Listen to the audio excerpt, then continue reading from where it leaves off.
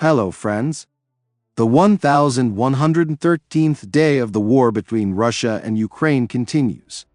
Today, Russian troops have already planted their flag over the administration of Sudzha, the center of the Ukrainian bridgehead, in the Kursk region. The Sudzha administration is located in the southern part of the city, on the side of Zamosti, which, according to Russian telegram channels, were taken yesterday. That is, the appearance of Russian troops at the city administration was expected. And, judging by how freely they walk around the central square of the city, the fighting is apparently already quite far from this place. The deep state map shows that the Ukrainian armed forces have almost left Sudzha. The city currently shows only the presence of the Russian army and a gray zone in the west and north.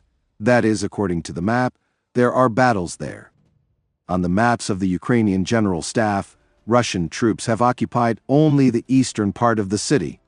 Some Russian telegram channels write that Sudzha has been completely taken, others that the Ukrainian armed forces have already left the city, but Russian troops have not yet completely occupied it and are cleaning it up. But it is obvious that the city has either already been completely lost by the Ukrainian army or is on the verge of falling. Around Sudzha, the Ukrainian armed forces are also retreating. According to the General Staff map, the Russians have cut off the northern part of the Ukrainian bridgehead, including Malaya Lochnia. The deep state map shows that the Russian army captured Makhnovka, Zamosti, and Kozacha Lochnia in 24 hours. South of Sudzha, as of yesterday evening, the Ukrainian military telegram channel Deep State wrote about fighting on the eastern flank in the Guevo area. On the western flank, fighting continues already on the territory of the Sumy region in the Zhuravka-Novinky area. The Ukrainian armed forces are trying to prevent the Russians from entering Basivka. Ukrainian sources make it clear that troops will soon be completely withdrawn from the Kursk region. The Kursk operation is gradually coming to an end. No, the fighting is still ongoing, and it is not yet known what will happen in the end. But yes, we basically accept that subsequently our troops will not be in the Kursk region completely.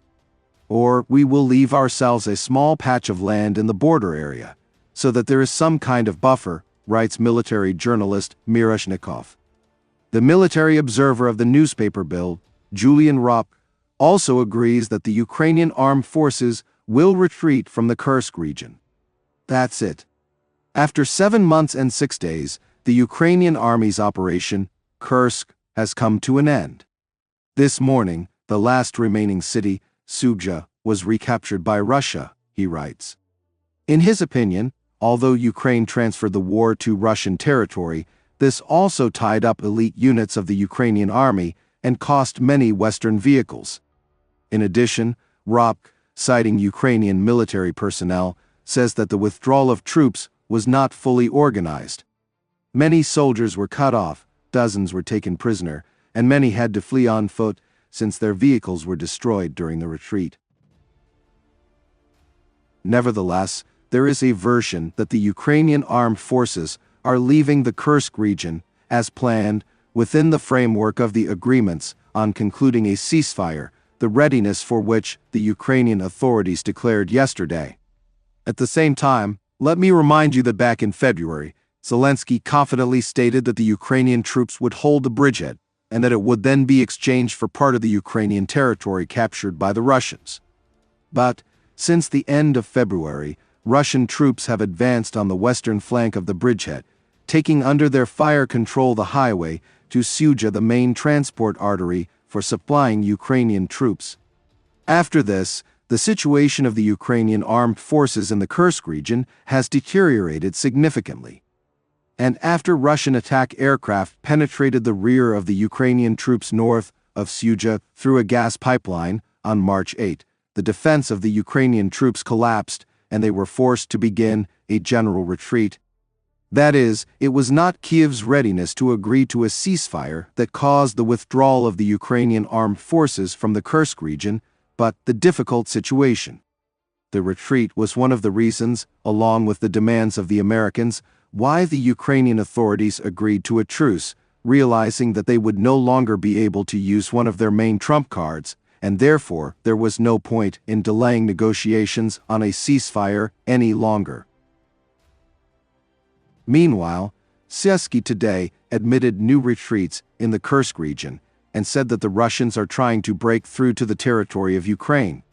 According to him, the fighting is taking place in the suburbs of Sudzha and the areas around it.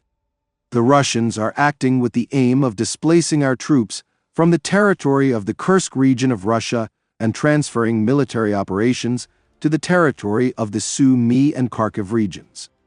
In order to preserve the personnel, the units of the defense forces, if necessary, maneuver to more advantageous lines, he said. At the same time, Sudzha says that the armed forces of Ukraine will hold the defense in the Kursk region for as long as it is expedient and necessary. Zelensky commented on the situation in the Kursk region and said that our troops in the Kursk region will continue to carry out their tasks. Russia is exerting pressure. Our command is doing everything necessary, preserving the lives of the soldiers as much as possible, he said. Meanwhile, Putin arrived in the Kursk region for the first time since the armed forces of Ukraine occupied part of it. The Kremlin pool published a video of the arrival, which shows that the Russian president is dressed in a military uniform. Upon arrival, Putin received a report from the chief of the General Staff of Russia, Gerasimov, who said that Russian troops had liberated 86% of the territory of the Kursk region occupied by the Ukrainian army. Gerasimov claims that the Ukrainian group in the Kursk region is isolated and is being systematically destroyed. He added that the task of defeating the Ukrainian armed forces in the Kursk region and reaching the state border will be completed in the shortest possible time. The chief of the General Staff of Russia also claims that Russian troops have crossed the border in a number of places and entered the Sumy region. Putin also voiced the task of pushing the Ukrainian armed forces out of the Kursk region as soon as possible. He also stated that it is necessary to think about creating a security zone along the Russian border in the Kursk region.